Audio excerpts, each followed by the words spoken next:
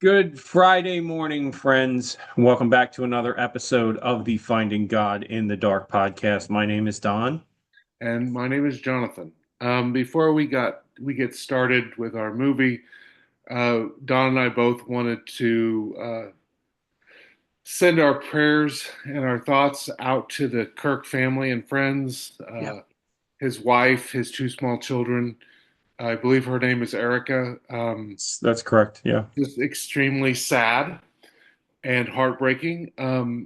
In our small way, Don and I have become friends over movies and talking, but I'll at least speak for myself. I've been blessed by his friendship, um, and we don't agree on some very important things, but we also recognize each other's shared humanity and that we're both beloved children of God. And I think our relationship has helped us both grow in ways, at least it Yeah. has for me. And that's part of why we do this. That's part of why we have the dialogue, and hopefully we'll have more with our churches, is we want to model for people the idea that we should debate and discuss and still care for one another and still treat each other with respect. And I didn't agree with a lot of what Charlie Kirk stood for, but I really appreciated and really agreed with his passion to engage in debate. And I really admired the fact he wanted to dialogue with people he disagreed with, and he wanted to talk to them, and he wanted to prove them wrong, but he was also willing to have them prove him wrong. And Yeah. that is how we make a better country. That's how we become a better place to be. And, I honor what he did there, even if I don't agree with his stances on different things. I honor the fact he wanted to have peaceful dialogue, and I honor the fact he wanted to build a country by having us debate and argue and maybe find a better way forward together. And I think that's what we all should do. And I think if you want to honor his memory, that's the best way to honor it. Yeah. I I um I haven't said a lot here because it's a me look, we don't make any bones about where we stand, politically. Jonathan's progressive, I'm conservative. I thoroughly enjoyed Charlie Kirk, and I love to watch his discussions. And you know, I guess my concern is that somebody felt the need to kill the man because he sat down and talked and he had ideas. And yeah, I don't want to say too much. I don't want to get too far into this because then my emotional state's not in a great place for it right now. So Yeah. let's talk about the movie. Sounds good. and and like John said, let's model what we think is. It's important to remember Charlie Kirk was a Christian too, Mhm. and that was part of why he did what he did, because he was modeling that Christian place where we can all agree to disagree and still go forward and live together. I So mean, I really go ahead. quickly, what happened yesterday really in stark relief shows you our choices if we want to have a society. Yeah, You can either sit down and debate with somebody you disagree with and find maybe a way forward, or you can kill them. And in my humble and firm opinion, the dialogue he was having is the better way forward. yeah, yeah. Yeah, no argument there, John. None at all. So let's talk about the film. The film that we watched this week Yeah. was the 2007 Ridley Scott produced and directed film American Gangster.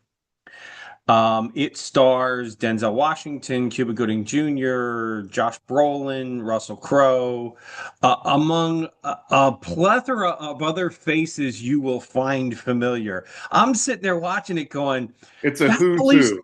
that Yes. police chief, that sounds like Buffalo Bill from Yep. Silence of the Lambs. It is. Ted Levine, I think is his name, Yep. right? Yep. And so there's a bunch of people you will recognize in this film who are even in the backgrounds. One of the gangsters that shot early on is Idris Elba. Yep. You know, um, the basic premise of the story, and it is sort of a biographical Yeah. story. Frank, right? Frank Lucas, Lucas. right? Yep. Hmm. Was a mob boss, gangster, Hmm. however you want to, categorize him, in 1960s, 70s Harlem. Yeah. So this is basically that story kind of in a nutshell, which for a long while I didn't read up on it before I watched the film. Yeah. Um, and so I wasn't sure whether this was a true story or not. It's based on a true story. It's It's not based on a true. a true Yeah. story, but It's massaged quite a bit, but the basic story of a essentially a drug dealer that decides to get products straight from Vietnam during the Vietnam War by using his military contacts is based on what happened. Yeah. yeah. Yeah. So, where do we want to start as far as themes and ideas go in this film? Because wow, it's rich with that stuff. Yeah, I mean, there's a lot. I think the because it's a piece of art sometimes that does kind of worry me is the idea to kind of uplift the idea of a Robin Hood figure, right? Uh, of somebody who is taking from the people who shouldn't have and giving to the poor. Yeah. And you see that with the Denzel Washington character, Frank, his mentor, this guy named Bumpy, who kind Bumpy. of ran Harlem. Hmm. And you see at the beginning scene Bumpy killing someone or having someone killed in a horrible way.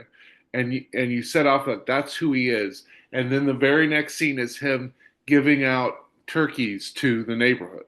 And the people in the neighborhood love him because he gives them stuff because he helps them.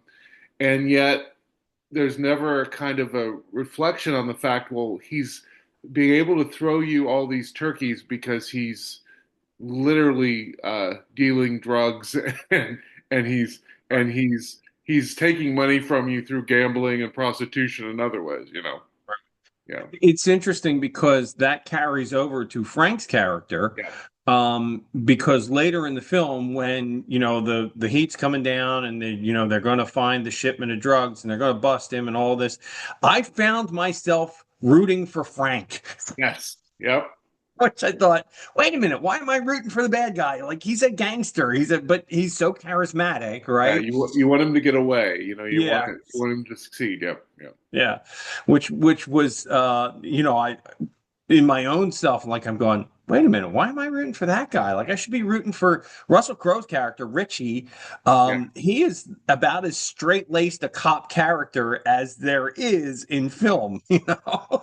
And this is the guy I should be rooting for. And I'm kind of like, no, I want Frank to get away with it. Yeah. It's weird, right? Yeah. Yeah. Um, and yeah, that I think that's an interesting point because is that right? Is it right if you're taking from the rich or you're taking from the government or you're taking from whomever and then in the process enriching yourself but also giving back to the people, um, is that necessarily a good thing or is there a better way to accomplish that? You Yeah. know? It's that idea of um, I think it's this idea that we romanticize of the idea that there's got to be if there is a winner, there has to be a loser. And Hmm. so if you're going to give to the poor, you have to take it from somebody else instead of this idea that I think is much more Christian oriented, which is if we do this right, there's enough for all of us. Yeah. We Oh just yeah. have to figure out how to do it right. Yeah. Somebody read Acts, please. Read Acts. Yeah, yeah, yeah. And Um, and that's a strong theme in this film, of course. yeah. Um, what you were going to say something else, John? Well, it's the kind of the philosophy that I think hits most against a lot of Christian principles is the idea that the ends justify the means. Yeah. So if I'm helping the poor and if I'm making a community's life better, it doesn't matter how I do that. And Christianity pushes against that and says, no, no, no. How you do, even if The the means end are is important. good, the means have to be good too. They Yeah. both have to be the right way to do it. Yeah. And so part of this, and this is part of the reason why you shouldn't want to root for Frank, Yeah, is that what he is doing is providing a pure form of heroin yeah, to the people. And so that again, we're pushing to another theme here of, the power of addiction yeah, that runs rampant yeah, in this film.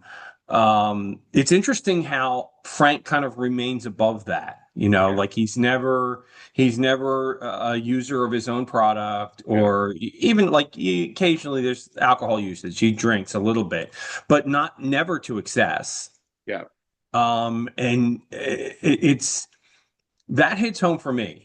The, yeah, the whole addiction thing hits home for me, obviously, because of my family history. Um, where do, but which, oof, I guess it forces us to think about how do we faithfully address that? yeah. How I how mean, do we help? How do we do something? I mean, I know a lot of our churches right now, mine don't, but a lot of our churches host AA meetings and NA meetings, which is nice, but yeah, my church does. um, is there more?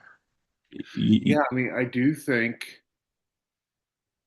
think there's a powerful scene in this movie where it intersperses shots of Frank's immense wealth with people essentially ODing. Yeah. Yeah, I And recall that. Just like sort of a montage back and forth thing. Yeah. and you have to be it makes you cognizant of the reality that all of this is built on human suffering. Yeah. And I I think where we start with addiction is you have to help people recognize that these are human beings. They're blessed children of God, and they have a problem. They have a disorder. They have an illness.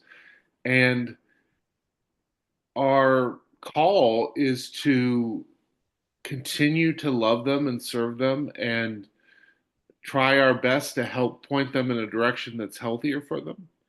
I think it's powerful. I believe that it's powerful when you see an art, and I think there's some truth to this, is the people that run the drug business and run even alcohol usually are people that are fairly teetotalers.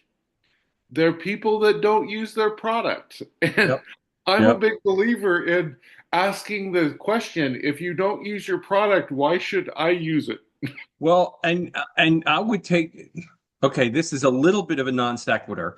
Yeah, Um, but I would take it even in another direction in that there's a very popular artist, and he's probably not the only one that does it, but there's a very popular artist in the rap community who puts out music that is pretty foul yeah, at times, and yet it came out a number of years ago that he changed the words in his own music to uh, to give when he played it for his daughter, yeah. his underage daughter. Yeah. He changed all the words so that she didn't get exposed to that. Well, wait a minute, you don't believe in your own product? Well, it's similar to something that I heard about Steve Jobs that he has a well-known older child, Lisa, that he essentially abandoned in a lot of ways. Hmm. Um, but his younger children, when he got kind of more of his act, I guess, together, he would limit their screen time to no more than an hour a day. Same And thing. Yeah. and again, you think to yourself, if the person who has created this product is weary of allowing their children to have full access to it all the time, then perhaps we should learn from that. Like perhaps it should be, yeah, There might be a lesson here. yeah, yeah. All right. What else, John? I'm scrolling back because somebody was trying to call me, but I find one this movie has like three movies in it. That's what has really, I think, kept it from being what it could have been. I think it could have been one of the greatest movies of the 21st century if it had Ridley Scott chosen to pare it down and make it about one or two things instead of it three or is four. long. It's Yeah. 2.5 hours long. Yeah. But one of the things I think I think it's an interesting dialogue in this movie is the idea of the critique and the examination of the American dream.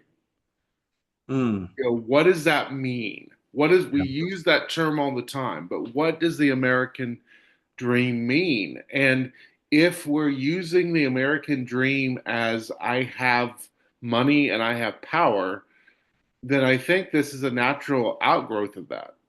It ends up with somebody not caring how they get money and not caring how they get power.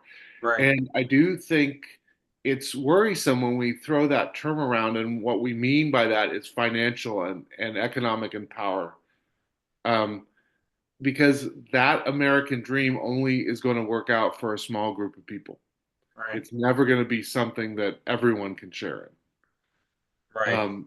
And It's so, it's a it's a little akin to you know, your son wants to play in the NFL. Well, yeah, you could. yeah, You're going to have to be the top 0.5% yeah.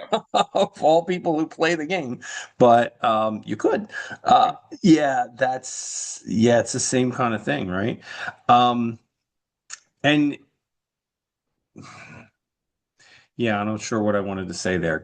Keep going, John. Well, to me, I think sometimes Americans are too uncritical of how much we have infused the idea of the American greed with just greed.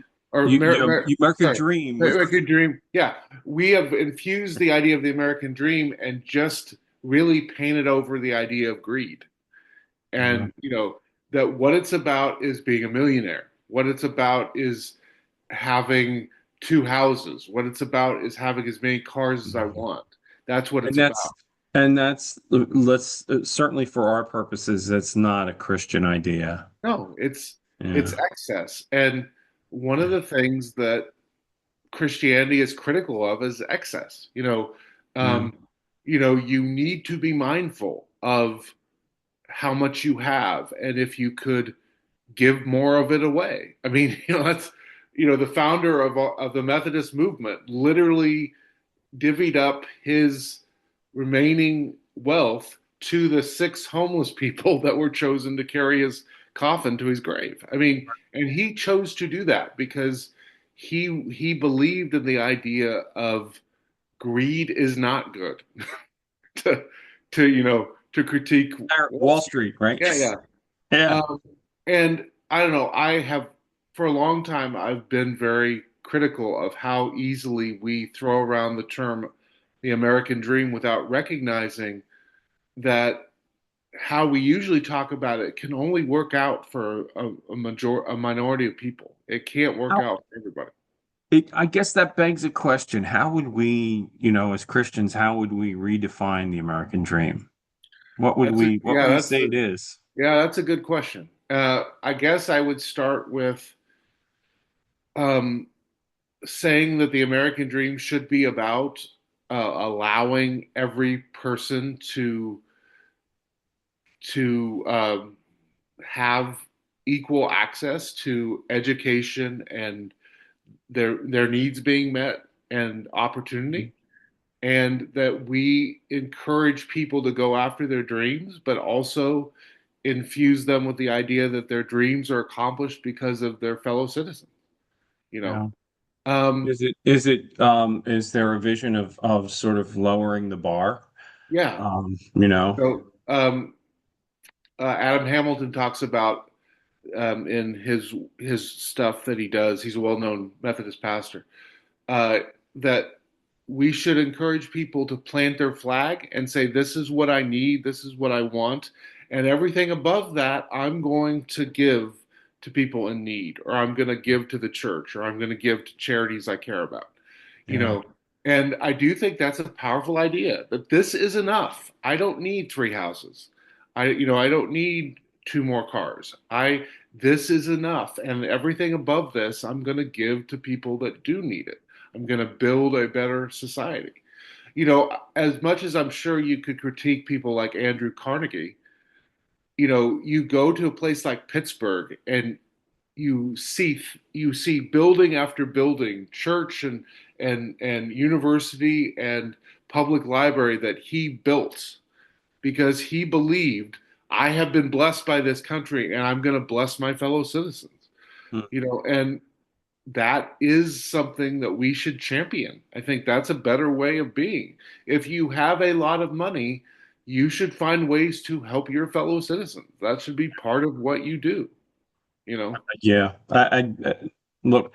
I can't argue with that.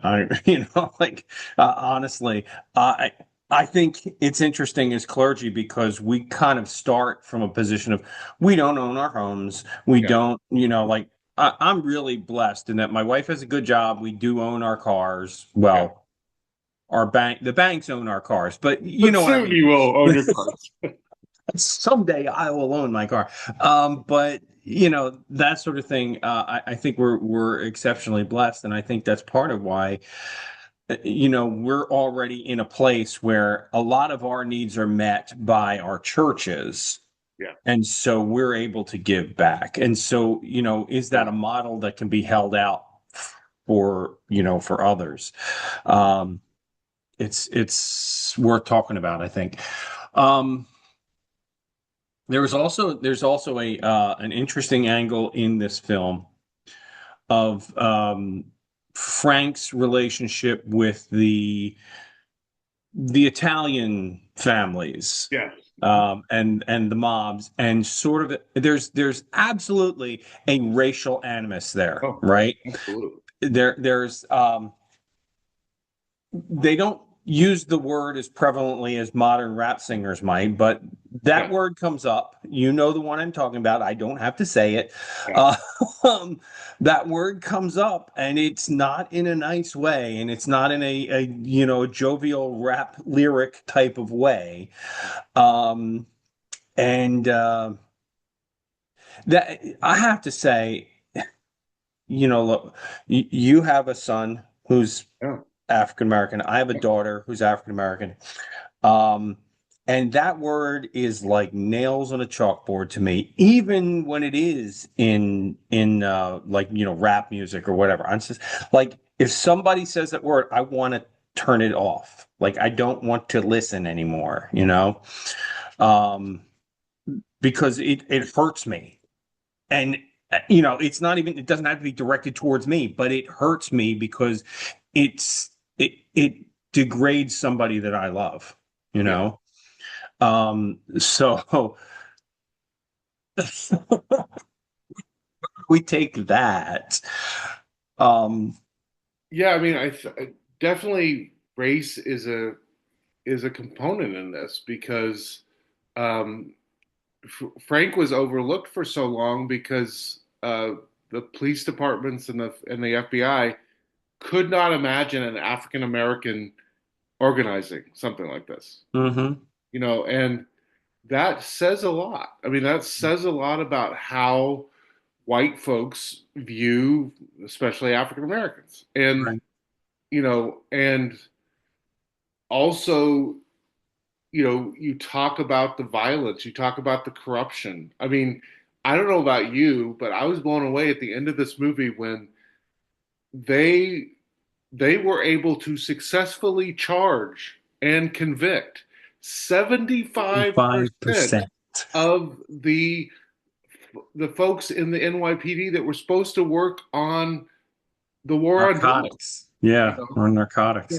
Yeah. and I think to me that's one of the hardest. That's one of the biggest places of this movie that I resonate with is the critique on the war on drugs. That and I'm blanking on the director's name. Man, Ridley um, Scott. Ridley Scott. I thought he did a brilliant job of showing the quagmire of Vietnam and interspersing shots of the of basically reports on TV of Vietnam with what he was arguing is the quagmire of the war on drugs. That you know what it has created is corruption and abuse more than it's done anything to solve the problem of people being addicted to drugs. I wonder, would we espouse a more libertarian view in that sense? Like, well, the war on drugs is causing the problem with drugs, or I wouldn't personally that I wouldn't go there, but I wonder if some folks would. I would definitely say that what I would say is that working with folks with I've worked now with folks that deal with addiction for well over a decade, Hmm. and I would say a better response, in my opinion, is treating it as a disease and treating the people in it as needing help. And I don't think, I'll be honest, I don't think criminalizing drug use has really helped solve the problem. You know, I don't think it has caused the problem. I think human beings search for outs of the pain of life and suffering, and there are a large majority of us that can become addicted to substances that help us negate reality. And so it's not like the war on drugs created the drug problem, but I don't think it has solved it. And I think we need at some point need to deal with that. It's interesting you mentioned the searching for an out, because I know there are some public figures who have advocated for an idea that um, addiction is more about lack of self-esteem than it is about the physical effects of drugs. It's an interesting thing to talk about. I don't know that there's a lot of research on it, but I think it is interesting to talk about because addiction runs in my family. And Yeah. yet I can at times sit down and have a cocktail or a beer, and I don't feel like it's going to immediately I'm going to snap and just, drink myself stupid, so yeah, I don't know. I don't know. It's I think probably a it's conversation worth complicated. having. I think it's complicated. I don't think there's one answer to the issue. That's But true. I think that if I'm being honest, I think the war on drugs has not been a success. Now, And no, I will say this. Don't you dare. Don't you coffee. dare take away my coffee. Yeah. Um, I don't know. Drug too, right? I think at some point America has to take an honest look of if we really want to help people break their addiction to drugs and alcohol, we're going to have to take a different tact. Yeah. Anyway, powerful film. Yeah. Absolutely powerful film. If you are so inclined by our discussion to go and see it, understand it is R-rated. It's R-rated for a very good reason. There is violence, there is nudity, Yeah. there is objectionable language, there is drug use, there is alcohol use, Yeah. yeah. Yeah. It's not an easy film to watch. It's also, like I said, 2.5 hours long. Yeah. So it's a time investment. Um, but it's worth seeing. I think it's worth seeing, particularly I would put it in the same vein as the film Traffic, if you have ever seen that. Yeah. Mhm. Yeah. Similar idea of the kind of things you want to talk about. And back when Traffic came out years and years ago, I was a layperson, and my pastor actually, I was doing youth ministry as a layperson, and my pastor at the time actually got permission to watch that film with our youth group and then have a discussion about it, which I thought was really cool. So yeah, these are ideas I think that are worth getting into our brains and talking about a little bit. We're running a little short on time, so Okay. we've got to talk about next week's film. Mhm. Now, I haven't prepared a thought, but Yeah. but But, there is a film right now that's on Netflix that is getting a lot of buzz. People okay. talking about it. I have not seen it, Okay. and initially, I didn't think I was gonna want to watch it Yeah. because it seemed kind of goofy to me. Okay. And I'm the goofy guy, so if it seems goofy to me, right? Yeah. Uh, but I wonder if we couldn't take a look at the film. It's again on Netflix. It's called K-pop Demon Hunters. Sure. Why not? Um, yeah, like I said, it was number one a couple of weeks ago. I don't know if it's still up there, but it's probably still in their top 10 films. Okay.